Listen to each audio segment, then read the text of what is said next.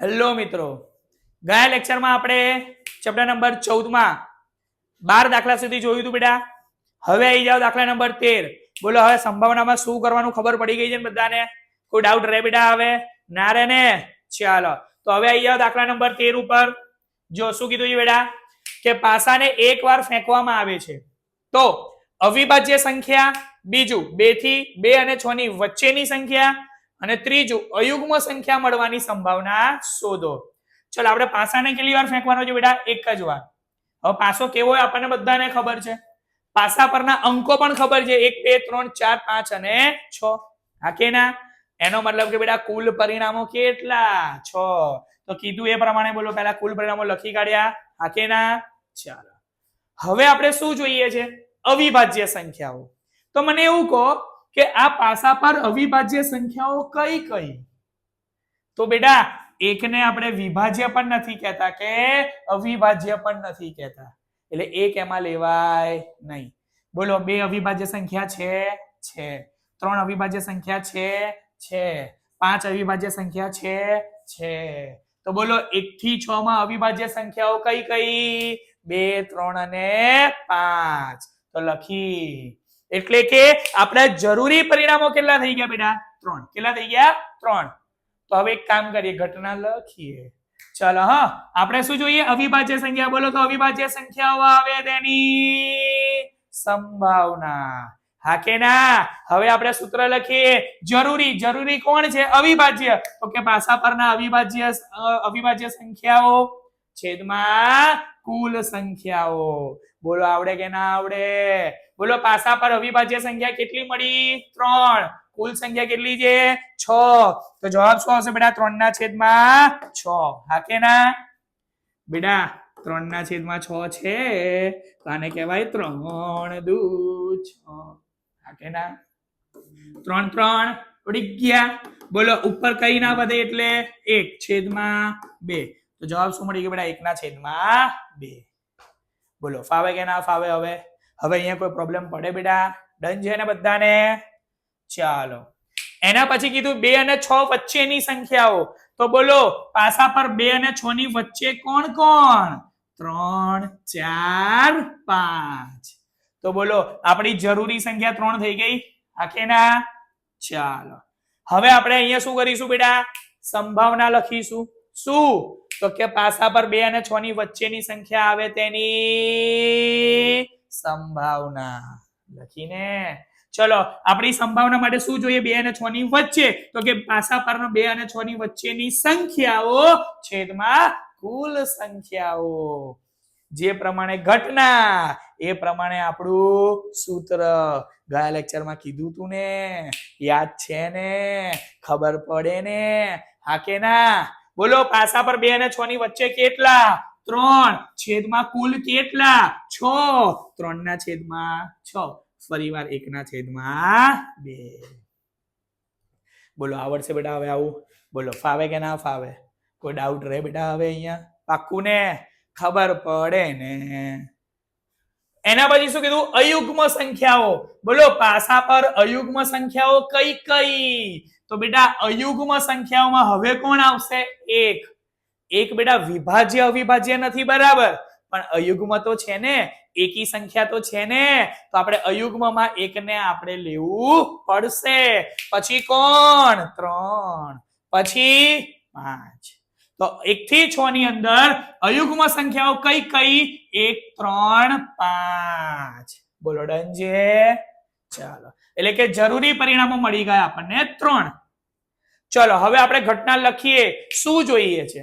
અયુગ્મ સંખ્યાઓ. તો પાસા પર અયુગ્મ સંખ્યા આવે તેની સંભાવના. બોલો ડન થઈ ગયો? ચલો હવે પાસા પર આપણે અયુગ્મ સંખ્યાઓ જોઈએ છે. તો અયુગ્મ સંખ્યાઓ છેદમાં કુલ સંખ્યાઓ. બોલો અયુગ્મ કેટલી? 3. કુલ કેટલી? 6. તો જવાબ કેટલો મળે? 1/2. બોલો ખબર પડે છે હવે બેટા વસ્તુ? હવે અહીંયા કોઈ ડાઉટ રહે? પાક્કું સમજો બેટા. અહીંયા આપણી જોડે લખાણ વધારે છે એટલે મસ્ત પ્રેઝન્ટેશન રેડી કરીને તમને બતાવું છું. ક્લિયર છે? દાખલાઓમાં સ્ટેપ્સ આવે ત્યારે આવું કઈ થાય નહીં, ત્યારે આપણે ગણીશું. પણ અત્યારે સમજો બેટા કે લખાણ જ લખ કરવાનું છે, એટલા માટે હું તમને અહીંયા પ્રેઝન્ટેશન ઉપર બતાવું છું, તો તમને ગમશે પણ ખરા, હા કે ના? બસ ત્યારે ચાલો તો પછી આવી જાઓ દાખલા નંબર 14. સરખી રીતે ચીપેલા 52 પત્તાની થોકડીમાંથી એક પત્તું કાઢવામાં આવે. પત્તા રમો છો ને, એમાંથી એક પત્તું આપણે લેવાનું છે. તો પહેલું લાલ રંગનો રાજા આવે તેની સંભાવના જોજો. હા, 52 પત્તા છે આપણી જોડે, એટલે કુલ પત્તાની સંખ્યા કેટલી થઈ ગઈ? 52. એટલે કુલ પરિણામો કેટલા થઈ ગયા? 52. હા કે ના? એમાંથી આપણે શું જોઈએ છે? લાલ રંગનો રાજા. બેટા લાલ રંગની વાત કરી છે તો લાલ રંગ બેમાં હોય, એક લાલ અને એક ચરકટ, લાલ અને ચરકટ. એટલે લાલ રંગના રાજાની સંખ્યા કેટલી? 2. કેટલી? 2. આવી રહ્યા. આ 4 છે, એમાંથી લાલ રંગ આ 2 માં છે, જોઈ લો. હા કે ના? હા કે ના? તો આ 2 છે, એટલે જરૂરી પરિણામો કેટલા થઈ ગયા આપણા બેટા? 2. લાલ રંગના રાજાની સંખ્યા 2. ઓકે, હવે આપણે ઘટના લખીએ. તો ઘટનામાં આપણી જોડે છે બેટા લાલ રંગનો રાજા. તો લાલ રંગનો રાજા આવે તેની સંભાવના મૂક્યો. બોલો, લાલ રંગનો રાજા જોઈએ તો લાલ રંગના રાજાની સંખ્યા છેદમાં કુલ સંખ્યા. હા કે ના? અહીંયા લાલ રંગના રાજા જોઈએ, લાલ રંગના રાજાની સંખ્યા છેદમાં કુલ પરિણામો લખો, કુલ પત્તા લખો, કુલ સંખ્યા લખો, જે લખો એ પણ કુલ. બોલો ક્લિયર? ચલો, લાલ રંગના રાજા કેટલા? 2 છેદમાં કુલ કેટલા? 52. 2 ના છેદમાં 52. બોલો 26 દુ 52. બોલો બબ્બે ઉડી ગયા. 1 ના છેદમાં 26. બોલો ફાવે કે ના ફાવે બેટા? આવું હવે આવડશે? ચાલો જોજો. હા, આવી ગયું. એના પછી શું કીધું? જો બેટા, મુખ મુદ્રા વાળા પત્તા.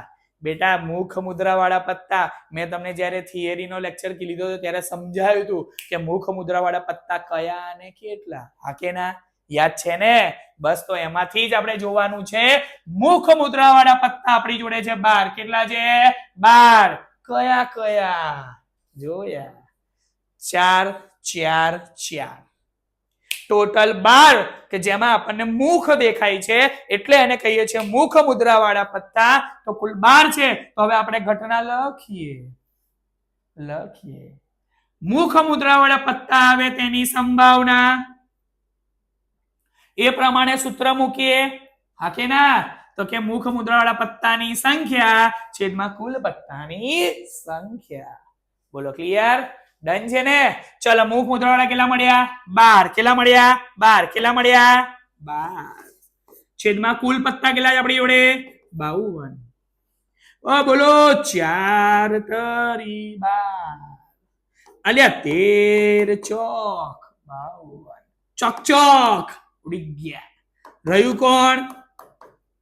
3 ના છેદમાં 13. બોલો આવડે હવે બેટા? ખબર પડે અહીંયા શું કરવાનું છે?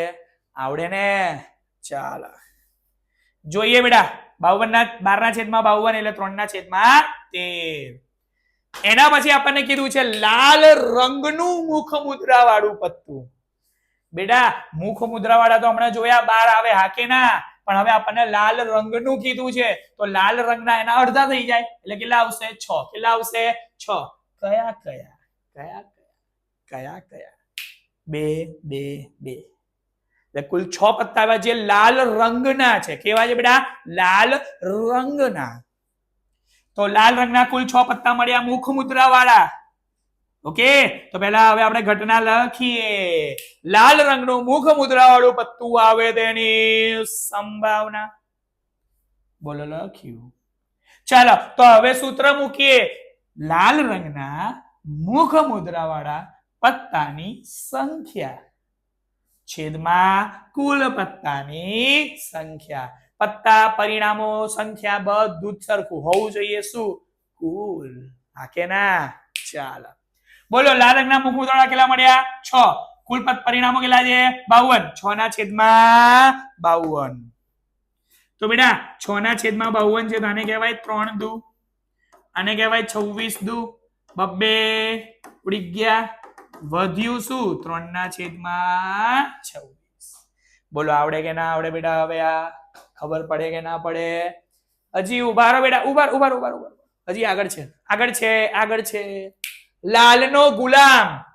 બેટા લાલ અને લાલ રંગ બંનેમાં ફરક છે.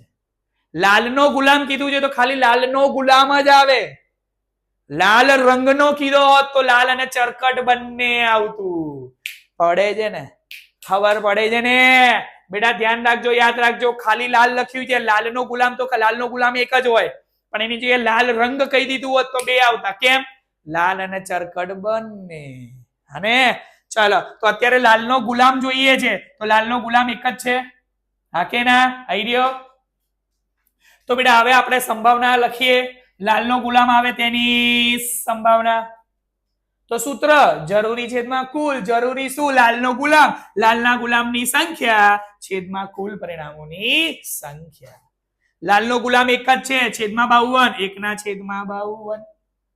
બોલો આવડે કે ના આવડે બેટા? હવે અહીંયા કોઈ ડાઉટ રહે? બોલો ફાવશે? પાક્કું ને? હજી છે? ઉભારો. કાળીનું પત્તું કીધું છે તો કેટલા? 13.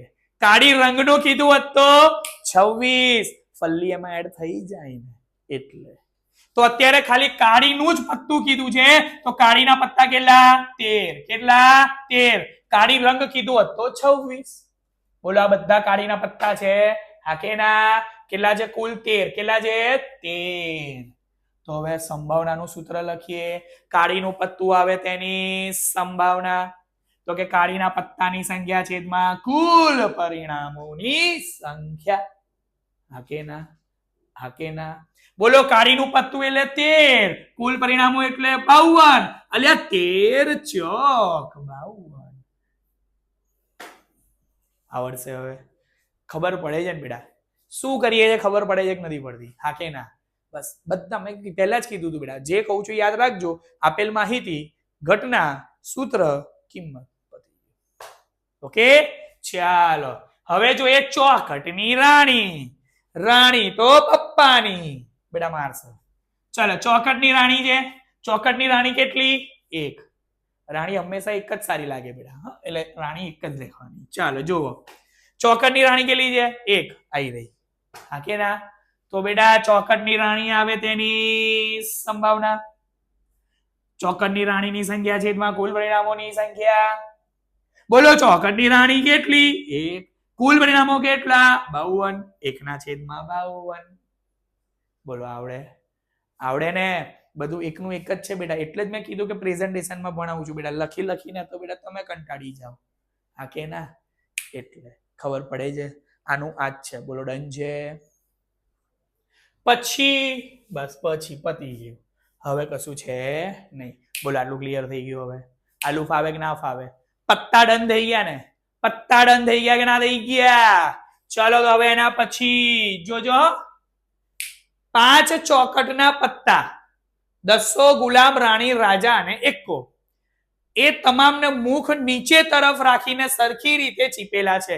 એટલે બેટા આપણે જે પત્તા રેગ્યુલર ચીપીએ ને એની જ વાત કરી છે. તમે ખિલાડીઓ હશો બેટા, ધ્યાન આપો અહીંયા. હા પછી એક પત્તું યાદચ્છિક રીતે ખેંચવામાં આવે છે. તો પહેલું પત્તું રાણીનું હશે તેની સંભાવના શું છે? ચલો આપણી જોડે અત્યારે કુલ પત્તા કેટલા છે? 5. આ 5 પત્તા છે. ઓકે તો કુલ પરિણામોની સંખ્યા કેટલી થઈ ગઈ? 5. એમાં આપણે શું જોઈએ છે? રાણી. બોલો રાણી કેટલી? 1. હમણાં જ કીધું બેટા એક જ બહુ છે. ઓકે ચલો તો હવે ઘટના લખીએ કે પત્તું રાણીનું આવે તેની સંભાવના.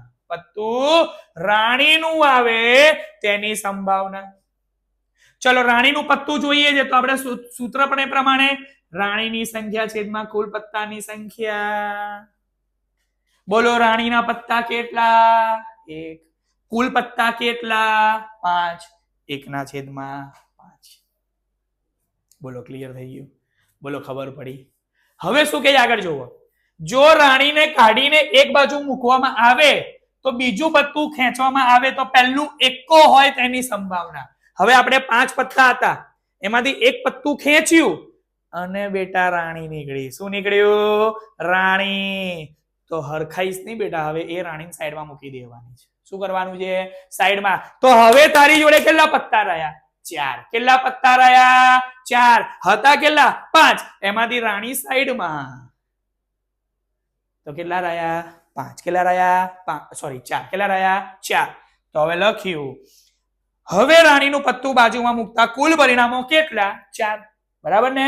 ચલો તો હવે આપણે શું જોઈએ છે? એકો. તો એકો આવે તેની સંભાવના. હા કે ના? ચલો હવે સૂત્ર મૂકીએ. પત્તું એકાના પત્તાની સંખ્યા છેદમાં કુલ પત્તાની સંખ્યા. બોલો એકા પણ અહીંયા કેટલા છે? 1. કુલ હવે કેટલા રહ્યા? 4. 1 ના છેદમાં 4. બોલો પડે કે ના પડે બેટા? ઓકે. હવે કીધું છે કે રાણી હોય તેની સંભાવના કેટલી? બેટા રાણી હમણાં સાઈડમાં મૂકી છે. સાઈડમાં મૂકી છે. હવે એ 4 પત્તામાં કોઈ રાણી છે નહીં. હવે એ 4 પત્તામાં કોઈ રાણી છે જ નહીં, તો એમાંથી પત્તું ખેંચીએ તો રાણી આવે ખરી? આવે ખરી? ના જ આવે ને બેટા. એટલે એની સંભાવના કેટલી છે? 0. જો રાણીનું પત્તું છે જ નહીં તો 0. ચલો ઘટના લખીએ. પત્તું રાણીનું હશે તેની સંભાવના. તો લખીએ પત્તું રાણીનું હોય, રાણીના પત્તાની સંખ્યા છેદમાં કુલ પત્તાની સંખ્યા. રાણીનું પત્તું છે જ નહીં તો બેટા જવાબ કેટલો? 0. નસીબમાં હોય તો મળે ને. તો અહીંયા પત્તામાં નથી તો પછી 0 0 ને 0. બોલો ખબર પડે કે ના પડે બેટા? હવે બોલો આવડે કે ના આવડે? હવે આટલું ક્લિયર થઈ ગયું બધાને? ડન છે ને? હા કે ના? આઈ જાઓ દાખલા નંબર 16 ઉપર. ટિક કરી દેજો બેટા. મોસ્ટ મોસ્ટ મોસ્ટ આઈએમપી દાખલો છે. જો શું કે છે? ખામીવાળા 12 પેન આકસ્મિક રીતે 132 સારી પેન સાથે ભળી ગઈ છે. એવું શક્ય નથી કે કેવળ પેનને જ જોઈને કહી શકાય કે પેન ખામીયુક્ત છે કે નહીં. આ જથ્થામાંથી એક પેન યાદચ્છિક રીતે કાઢવામાં આવે તો કાઢવામાં આવેલી પેન ખામી રહિત એટલે ખામી જોઈતી નથી. તેની સંભાવના શોધો. બેટા કીધું એ પ્રમાણે પહેલા આપેલ માહિતી લખવાની. શું આપ્યું છે? 12 ખામીવાળી પેનો. તો બોલો ખામીવાળી પેનની સંખ્યા કેટલી? 12. અને સારી પેનની સંખ્યા કેટલી? 132. લખ્યું. ખામી રહિત એટલે 132. ખામીવાળી એટલે 12. તો બોલો કુલ કેટલી? બંનેનો સરવાળો કરીએ 144 આવે. આવે. તો કુલ સંખ્યા આપણી જોડે 144 છે. હવે આપણને શું કીધું છે કે બહાર આપણે પેન લઈએ તો ખામી રહિત એટલે ખામીવાળી જોઈતી નથી. ખામી રહિત જોઈએ છે તો પહેલા એક કામ કરીએ, સંભાવના લખીએ. તો કે ખામી રહિત પેન આવે તેની સંભાવના. બોલો ખામી રહિત પેન જોઈએ છે તો આપણે ખામી રહિત પેનની જ સંખ્યા જોઈશે. એટલે જરૂરી પરિણામ શું થઈ ગયા? ખામી રહિત પેન લખ્યું છેદમાં કુલ પેનની સંખ્યા. બોલો ખામી રહિત એટલે કે ખામી વગરની કેટલી છે? 132 છેદમાં કુલ પેન. કુલ પેન કેટલી? 144. બોલો 11 ગુણ્યા 12 132 થાય. તમે ગુણાકાર કરશો એટલે થશે. હું ઘરેથી લાયો નથી. બોલો 12 144. અલે 12 ઉડી ગયા. વધ્યું કોણ? 11 ના છેદમાં 12. બોલો પડે કે ના પડે? બોલો હવે આવડે કે ના આવડે? બોલો ડન છે બધાને બેટા અહીંયા? બોલો કોઈ ડાઉટ રે? બોલો આટલું આવડે? બોલો આટલું ફાવે? પાક્કું? ચાકાચીએ.